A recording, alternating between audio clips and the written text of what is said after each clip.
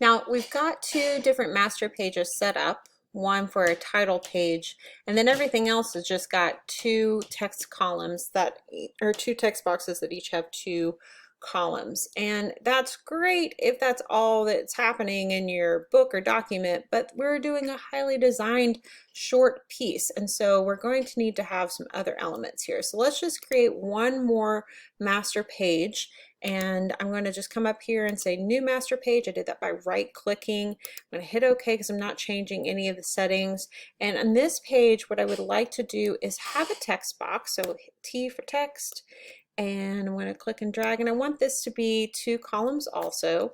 So I just hit X escape to get out of there, two columns, and I got back to that same gutter. Now this page, I want to use the same margins that I've created with the columns, but I don't want text there. I want to use this page for image composition with multiple images. So I'm going to go to Layout, Margins and Columns, and I'm going to leave the margins the same. I'm going to choose for this page to have a two-column grid. Now, if you notice, it put that same column on both pages. It doesn't necessarily hurt anything, but I specifically only want it on the one page. So I'm going to just click up here in my master page. I'm going to just double click on this one page as selected, and I'm going to go back to margins and columns, and I'm going to tell it 2, and I'm going to put the same gutter width that we had on the text. I'm going to just zoom out here so that you can see these two pages look virtually identical, except that you see blue lines here that indicating that there's a text box, and these magenta lines here indicating that it is a margin frame that we've created. So I'm going to hit OK, and this master page C. Now this looks great in theory, but I'm missing all my folio elements. So let me come back to master page A, and I'm going to grab my section header and my page numbers. I'm going to just copy that, Command C, come down to master page C, and I'm going to hit Command V and put those in, and that's great, but they're not aligned at all. So I'm going to click everything on this one page. I've got all three elements selected. I'm going to click again on the text box, and that's saying that this is my selected or key object. Opening up my align tool, I'm going to select align left edges, and I want this to again be that 1/4 of an inch apart. So I'm going to hit distribute spacing evenly, and that's going to move the section header, title, and also the page number so that they are 1/4 of an inch apart from this text column. Now over here, I don't have a box to align to and for the 1/4 of an inch, but we can use this guy. So I'm just going to align here and then make this align to the outer edge. And now you can see that it says C instead of A. That's because this is master page C. So now if I go back to pages and we think about our layout, on this page we have our new section title. This is a content page with a lot of text. Maybe this page is something that we could put in, you know, this new master page to kind of shake things up a little bit. So apply master page C, and you'll see this transform. And so it's a very subtle difference, but if you'll notice, two blue lines here where we've got master page A, the two text boxes, and here we've got this column where it's a little bit different. So it did set that up differently. Now I want to take a few minutes and just talk about columns and grids. So I'm going to go over to this other document where the columns or the margins are a little bit more even, and we're just going to play around for a minute. So let's go to layout, margins and columns. And I'm going to do a 12 column grid, which sounds crazy. And I'm going to drop the gutter down to 1/8 of an inch. And let's look at what this does. Let me actually come down here to the spread so you can see it in spread format. So if I go 12 columns with 1/8 of an inch margin,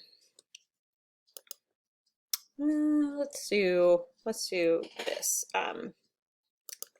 3/16 of an inch. Okay, so we've got this margins or the column set.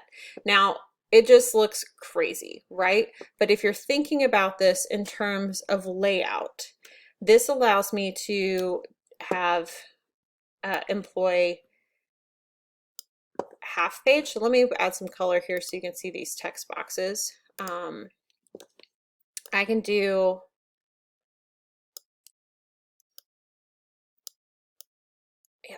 I can do a half page. I can do a third.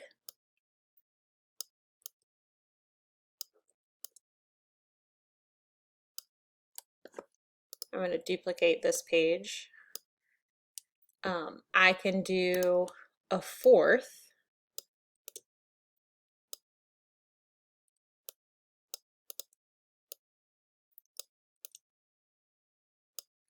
And all of it keeps to the same margins. So when you're looking at something like this, it really does give you a lot of power. Say for the majority of your document, you want 3 columns, but occasionally you may want a header that spans 2/3.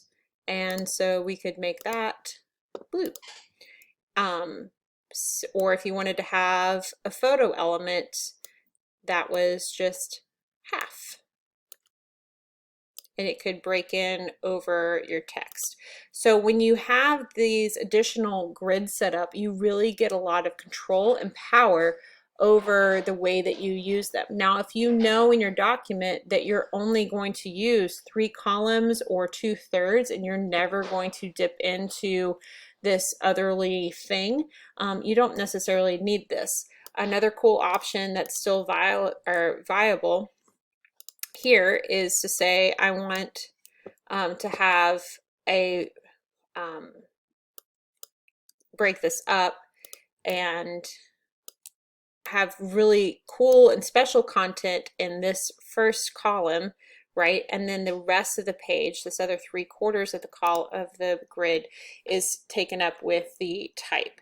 And it becomes a really cool feature because you can run type all the way across here, but this could be a great place for stats or callouts or any number of things. And it allows you to create a variety within one document that has a consistent look and feel because you're using the same margins and you're using the same breaks in between your column, whether you're going double, triple, quad, or some combination of the above. Now, it would be really annoying for the viewer if you had the pacing set up like this because their eyes would be all over the place. So you would need to pick a primary direction, but then you would use one of the other or a couple of the other layouts to as pacing pages to kind of break things up and shift things around. Another thing to consider when you are setting things up is if you want things to intentionally break grid. And so that would be images that bleed off the edge.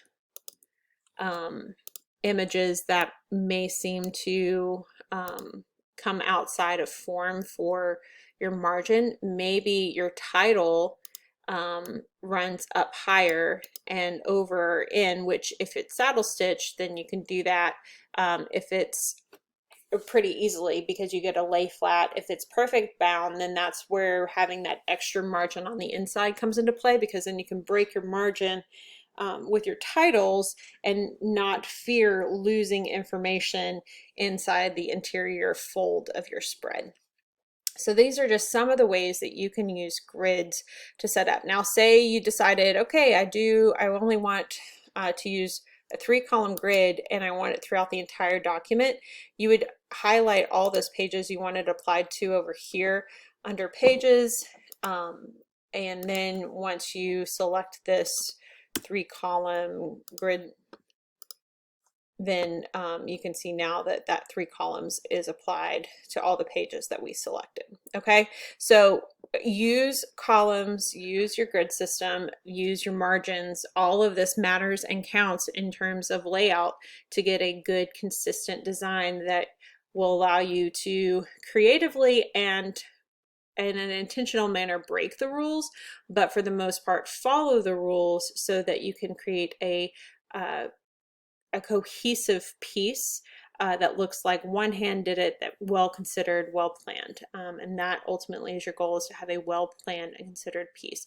And using master pages to create design templates in combination with a good grid system that you've selected based on your content ahead of time will allow you to do that. All right, we'll see you in the next video. We're going to start diving into the world of paragraph and character styles.